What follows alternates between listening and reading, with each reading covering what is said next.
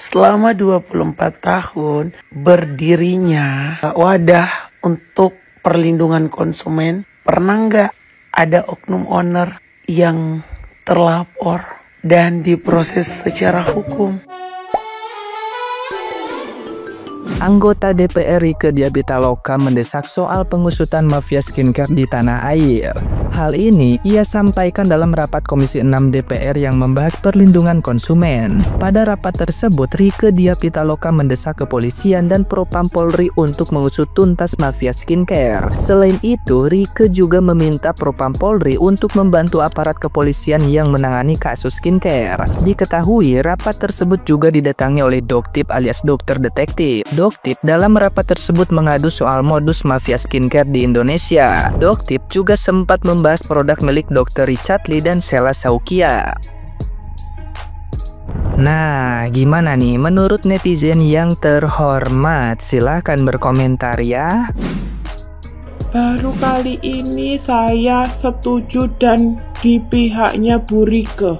Ayo dukung Bu Rieke untuk memohon dan mendesak aparat penegak hukum yang menangani skincare untuk tidak menerima suap. Dan saya juga setuju yang komen, entah itu beneran atau buzzer. Jangan hanya Sheila Saukia, jangan hanya Reza Gladys aja dong yang diserang. Setuju saya, berlakukan semuanya. Semua produsen, owner, dan penjual skincare yang mengandung bahan berbahaya tindak. Masa Mira Hayati aja yang ditindak? Mira Hayati habis operasi masih kesakitan, harus sidang kok. Sementara ada owner skincare yang mengandung produk berbahaya, sama-sama operasi. Bedanya kalau Mira Hayati operasi sesar, satunya masih berkeliaran operasi ganti muka. Tindak Pak, adil semuanya. Jangan ada pandang bulu, apalagi menerima suap menyuap. Ayo kita dukung Rieke Diah Pitaloka untuk mendesak aparat penegak hukum. Semoga huru hara perskincarean di Indonesia segera terselesaikan dan diadili seadil-adilnya. Tertanda Customer Skincare Indonesia. Banyaknya konspirasi tentang skincare abal-abal dan menyangkut pautkan Doktip yang bilang Doktip itu menjual juga, Doktip itu begini begitu. Terlepas dari itu semua, kita harus patut bersyukur adanya seorang Doktip, karena dengan begitu Indonesia lebih peka kepada skincare yang berbahaya. Doktip di DPR, menurut saya kemarin Doktip itu sangat keren dan dia sangat menguasai apa yang dia kerjakan, apa yang dia beritahukan. Sangat keren, sangat luas, tidak pelangak-pelongo, pokoknya keren, the best buat Doktip. Kalian dengar tuh baik-baik ya, kalian simak, kalian resapi, kalian pikirkan dengan pikiran kalian ya, yang cerdas, yang smart ya. Udah kalian tonton kan secara siaran langsung kan tentang rapat ya, tentang rapat yang udah diundang itu. Si Upin Ipin diundang, Doktip diundang, semua diundang, bahkan korban-korban dari si Upin Ipin udah speak up. Jadi kalian nggak usah sok bersikeras membela Upin Ipin itu. Udah banyak korbannya. Demi dunia pamer mereka, demi dunia mewah mereka, sampai banyak rusak wajah-wajah perempuan-perempuan Indonesia. Mereka sudah diundang tapi sengaja tidak datang. Tahu kan kalian kan kenapa orang itu nggak datang kan? Malu. Orang itu takut terbongkar semua, terkoak semua. Lagian heran masalah ini kok nggak kelar-kelar. Mafia skincare kok belum juga ditangani, belum juga diselidiki, ditindaklanjuti. Giliran si pemerah cepat kalian tangkap, giliran mafia skincare penyuap nggak kalian tangkap. Heran kali aku. Para pembela-pembela Upin Ipin ya, para hatersnya Nikita Mirzani, Doktip, para haters, kalian lihat, kalian simak baik-baik, kalian dengarkan pakai kuping kalian, ya. Kalian gunakan kuping kalian, biji mata kalian gunakan. Biji mata untuk melihat, telinga untuk mendengar. muncul kalian untuk bersuara, ya. Jadi kalian jangan pura-pura tuli, pura-pura tidak melihat. Udah banyak korban dari mafia skincare.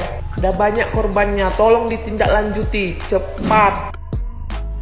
Ini Mbak Nul ya, yang aku TikToknya itu musuh krim abal-abal. Nah di sini Mbak Nul itu cerita pengalamannya sekaligus jadi korban krim abal-abal. Sedih banget sumpah. Karena saya pernah live dengan beliau itu juga sempat cerita masalah dia dulu pernah jadi korban krim abal-abal. Dan itu yang menyebabkan dia sekarang itu jadi fighter dan bikin akun itu musuh krim abal-abal. Jadi benar-benar saya kenal banget sama Mbak Nul ini, betul-betul dia itu paling jengkel sekali sama orang yang menjual produk yang ada kandungan merkurinya. Nah, ini maksud kita semua. Selama 24 tahun berdirinya wadah untuk perlindungan konsumen, pernah nggak ada oknum owner yang terlapor dan diproses secara hukum? Udah, itu aja dulu fokusnya ke sana. Pernah nggak terus dari sekian puluh tahunnya dunia perskincarean ada di negara Republik Indonesia? Untuk Badan Pengawasan Obat dan Makanan, udah berapa banyak Pak selama ini oknum-oknum owner yang udah diproses secara hukum? Dengan jumlah ownernya plus jumlah barang yang beredar, berimbang nggak? Nggak kan?